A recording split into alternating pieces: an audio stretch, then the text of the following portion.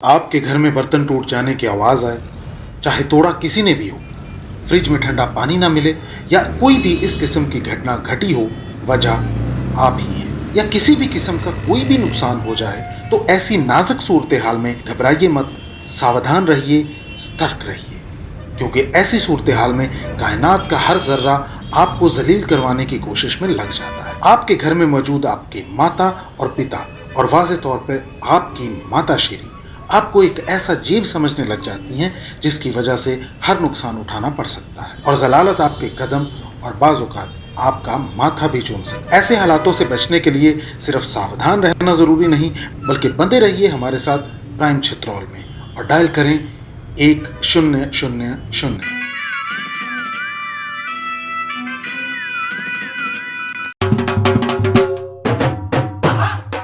तमाम की तमाम अम्मियों और अब्बुओं के साथ साथ आप सब लोगों को मेरा सलाम। ये बड़ी अच्छी बात कही आप। नाइस। पहले पुराने वक्तों में जिसे ठींगा बोलते थे, आजकल के दौर में उसी को लाइक बोला जाता है। पहले वक्तों में जो पार्टी हुआ करती थी, आजकल वही फौरी हो चुकी है। पहले लोग सोने से पहले अपनी औलादों को चेक किया करते थे कि सो गया है या जाग रहा है, और आजकल व्हाट्सएप पे अपने बाबू सोना का लास्ट सीन चेक किया जाता है। इन सब बातों को बोलते हैं जनरेशन गैप। हम मालूम है तेरे बाप को मत सिखा, चल।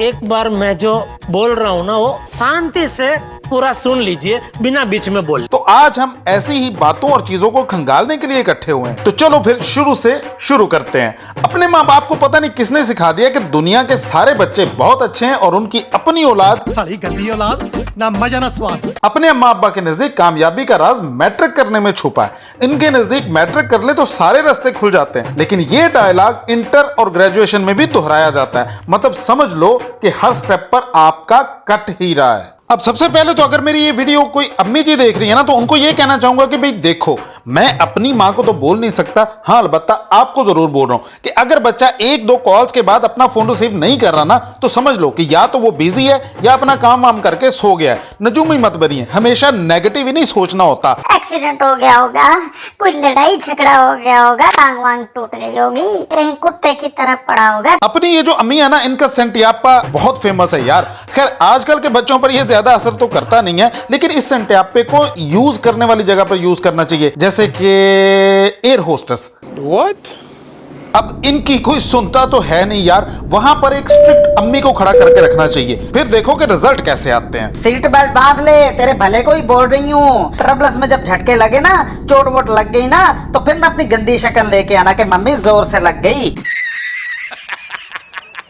और फिर पानी सर्व करने पर भी यही बोलेंगी, हाँ हाँ देती हूँ पानी, तेरे बाप की नौकर लगी हुई हूँ ना मैं। पानी तो भर के रखना नहीं होता फ्रिज में, ठंडा पानी चाहिए नवाबजादों को, नौकर ही समझ के रख दिया है। खैर अपनी अम्मियां ना डॉक्टर्स को भी क्रॉस कर चुकी हैं। इनका एक मशहूर जमाना डायलॉग है कि एक थप्पड़ पड़ा ना तो सारी तबीयत ठीक हो जाएगी। और इनकी मार कुटाई यार, क्या पहले जॉन सीना की तरह मारेंगी, जब बच्चा रोता है ना तो फिर उसे चुप करवाने के लिए और मारेंगी।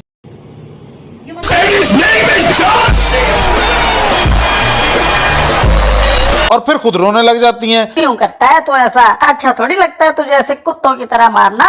कुछ हो जाता तुम्हें तो फिर? मेरी अम्मी जान सारा दिन शकीरा की तरह भाग भाग कर काम करेंगी, लेकिन जैसे ही नजर मेरे पे पड़ेगी ना तो बस हाय मैं मर गई, मेरी कमर टूट गई, मेरी औलाद तो निकली निकम्मी, पता नहीं कौन से गुनाहों की सजा मिल रही है मुझे। अरे भाई, हमने थोड़ी ना कहा था कि हमें पैदा करो। ठीक है, आपने हमें अच्छे कपड़े लेकर दिए, अच्छी एजुकेशन दिलवा रहे हैं, अच्छे मॉल्स में घुमाया, good idea, I appreciate it, लेकिन मुझे नहीं चाहिए था। और फिर अगर हमारे एग्जाम्स में कुछ 70% मार्क्स आ जाए ना, तो यार यकीन ही नहीं करते, बोलते हैं जरूर नकल की होगी। हाँ अलबत्ता पड़ोस की पिंकी के ताने जरूर देते रहते हैं, देखो कितनी इंटेलिजेंट है, देखो 90% मार्क्स मिले उसके, उसकी तरह के बन जाओ। और अगर वही पड़ोस की पिंकी कोई अच्छा मोबाइल ले लेना और हम भी कह दे कि हमें भी वही मोबाइल चाहिए, तो बस स्टेटमेंट चेंज। वो अगर जहर खा लेगी तो तुम भी जहर खा लोगे क्या? मतलब ये क्या है यार, कुछ भी। उसके अच्छे नंबर लेने पर उसके जैसे हो जाए और अच्छा मोबाइल लेने पर उसके जैसे नहीं होना। ਤੁਹਾਡਾ ਕੁੱਤਾ ਟੋਮੀ, ਸਾਡਾ ਕੁੱਤਾ ਕੁੱਤਾ।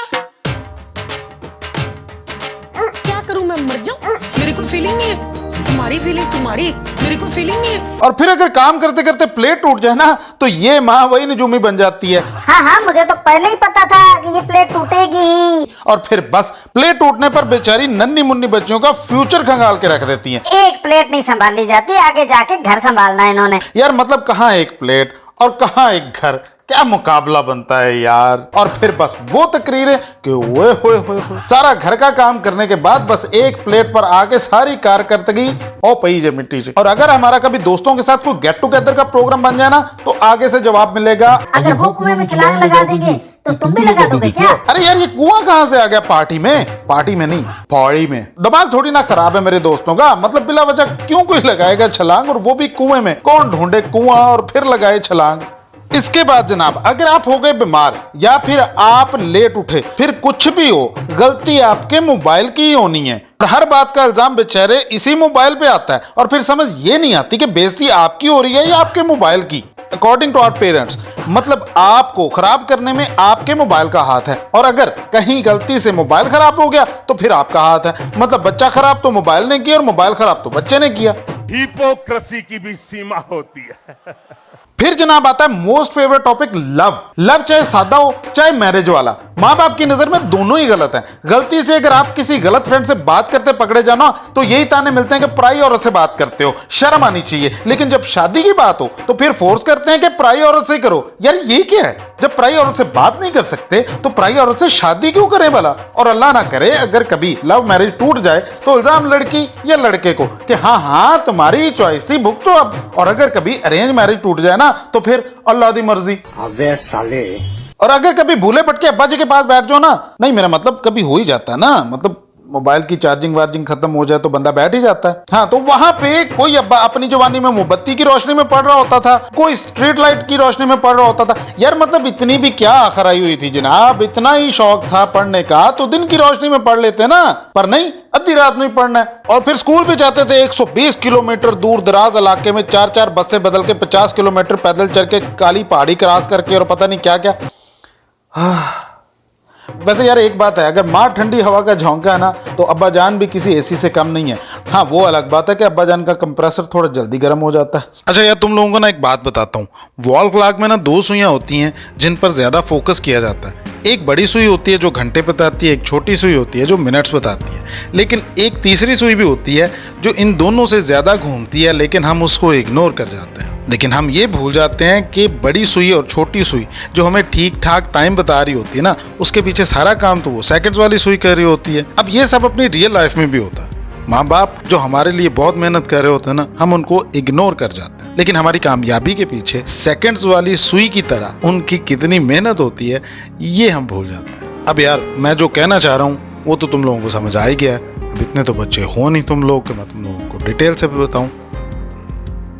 हाँ वो तो ठीक है, लेकिन आजकल सुइयों वाला दौर भी खत्म हो गया भाई। आजकल तो डिजिटल क्लॉक आते हैं।